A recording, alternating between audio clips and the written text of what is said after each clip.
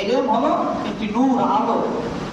আমরা দুনিয়ার মধ্যে যখন দেখি অন্ধকার, প্রচুর অন্ধকার যখন হয়, তখন একটি মানুষ চলতে পারে না।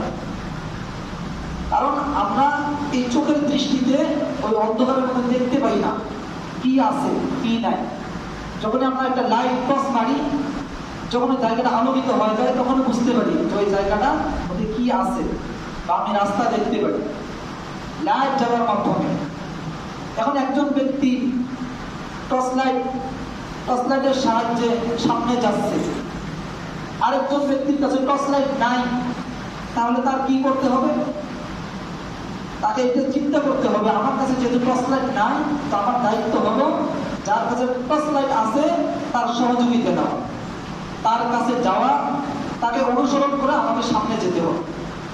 নয়তো আমি রাস্তায় চলতে গিয়ে গর্তের মধ্যে পড়ে যেতে পারি। অন্ধকারের মধ্যে ওই টর্চ লাইটের সহযোগিতা নিতে হবে। অনুরূপ ভাবে আমি কোনো দিনই বিষয়ে যদি আমার জানা না থাকে, আমার জানা নাই, এই সম্পর্কে আমার এলেম নাই, আমার জ্ঞান নাই, সেই ক্ষেত্রে আমাকে কি করতে হবে? যে জানে তাকে আমার অনুসরণ করতে হবে।